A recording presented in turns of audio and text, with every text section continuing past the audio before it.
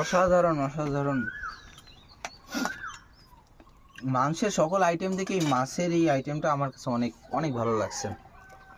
বন্ধুরা, সুবর্ণা মনা রান্নাঘরে সবাইকে স্বাগত। তো প্রতিদিনের মতো আজকেও আমরা চলে আসলাম একটা নতুন রান্না নিয়ে। তো একদম ইউনিক একটা রান্না। তো দেখতে পাচ্ছেন আমার হাতে, এই যে এটা হচ্ছে বেতের আগা বলতে পারেন। তো এটাকে আমাদের দেশে বলা হয় ব্যাটিং। তো আমি আজকে ব্যাটিং দিয়ে ফলি মাছ রান্না করব। এই যে ফলি মাছও এনে রাখছি। তো ব্যাটিংয়ের প্রসেসিংটা আগে করতে হবে, ব্যাটিংটা কাটতে হবে, এভাবে তো রান্না করা যাবে না। তো আমি তো আগে কোনো দিন কাটিনি, শাশুড়ি কেটে দিয়েছে। তো আজকে আমি চেষ্টা করব কাটার। তো আমি প্রথমেই বেতের আগাগুলো কেটে নেব। আমি ফার্স্ট টাইমই বেত কাটতেছি, আমি পারবো কিনা জানি না, তবে চেষ্টা করে দেখি। এভাবেই কাটতে দেখেছি শাশুড়িদের। শাশুড়ি আজকে বাড়ি নেই, যার কারণে আমারই নিজের চেষ্টা করতে হচ্ছে।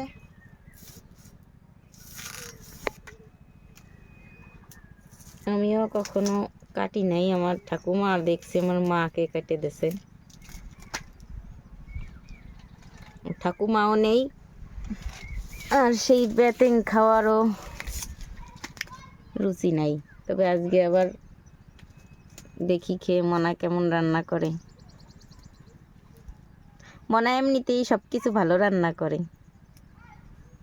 তো ওই বেতের আগাটা হচ্ছে এমনই একটা জিনিস, এতে অনেক উপকার হয়। উপকারী জিনিস, খুবই উপকারী জিনিস।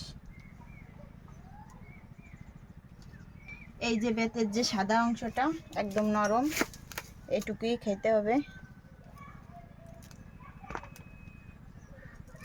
যে এইভাবে কুচি কুচি করে কেটে নেব আমি।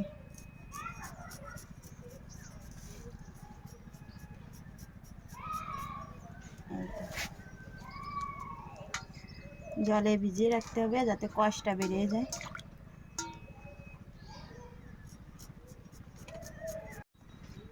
দেখুন বন্ধুরা, আমার অনেকগুলোই কাটা হয়ে গেছে। তো আমি এভাবে বাকি সবগুলোই কেটে নেব। তো এগুলো কাটতে একটু সময় লাগে।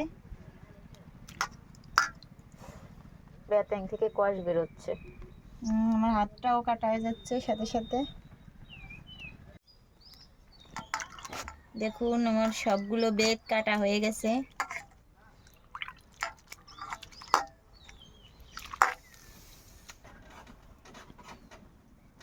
তো আমার বেতের আগা কাটা হয়ে গেছে। দেখুন আমি ভালো করে ধুয়ে নিয়েছি, অনেকবারই ধুয়েছি জল দিয়ে।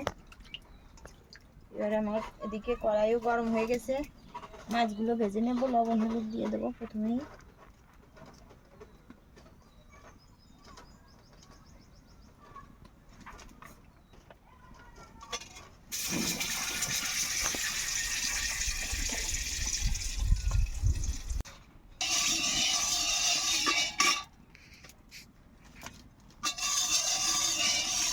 তেল গরম হয়ে গেছে, মাছগুলো দিয়ে দেবো।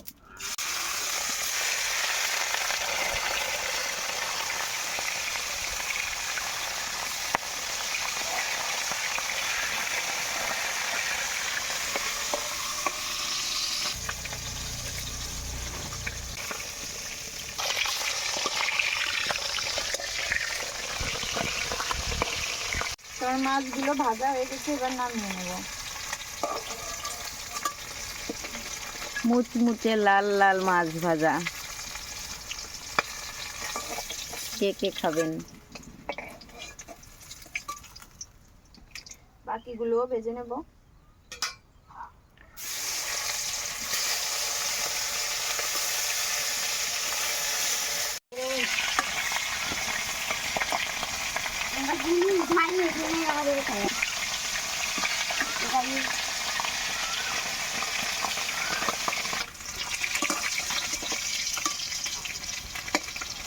তো আমার সব মাছ ভাজা হয়ে গেছে, এবার আমি এগুলো নামিয়ে নেব।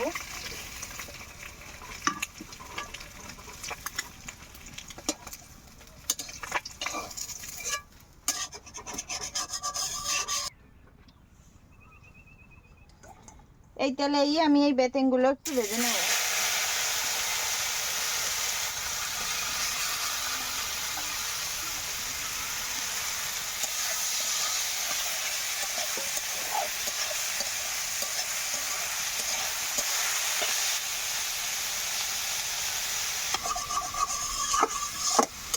দিয়ে দেবো একটু হলুদ গুঁড়া আর দিয়ে দেবো একটু লবণ।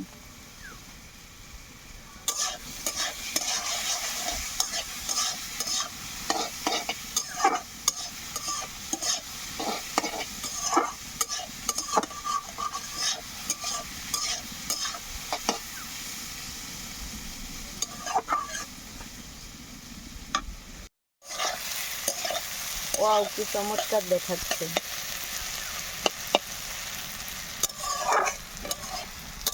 তার সাথে এই মুচমুচে লাল লাল করে মাছ ভাজি, দারুণ লাগছে।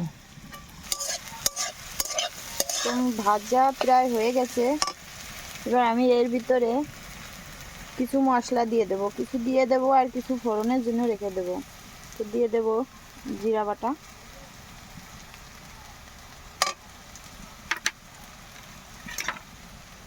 ধনিয়া আর আদা,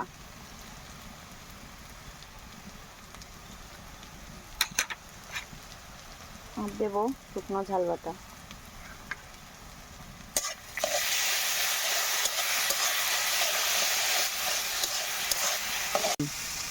মশলা দিয়ে কিছু সময় কষিয়ে নিয়েছি, এবার দিয়ে দেবো জল।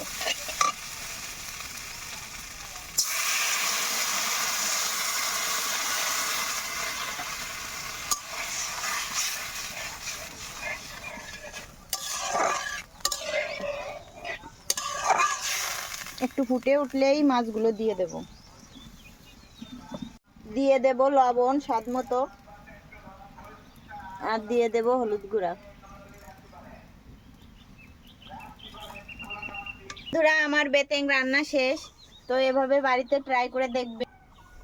তো আমি এখন একটু দীপকে দিয়ে খেয়ে দেখতে বলবো কেমন হয়েছে। তাড়াতাড়ি দাও, আমার তো তস হচ্ছে না। নাও দেখো, খেয়ে দেখো কেমন হয়েছে। ওয়াও, কালারটা যা এসছে না। উফ, গরম গরম গরম। দেখা যাক কেমন হয়েছে। কিন্তু দুঃখের বিষয় ভারী, আমাদের রান্নাঘরে এখনো ভাত হয়ে পারি নাই। সমস্যা নেই, আমরা মাছটা খেয়ে আগে ট্রাই করি, তারপর ভাত দিয়ে খাওয়া নেই। আমার তো আর তস হচ্ছে না, আগে একটু খেয়ে নিই। গরম অনেক, এত গরম যে হাত দিয়ে ধরতেই পারছি না।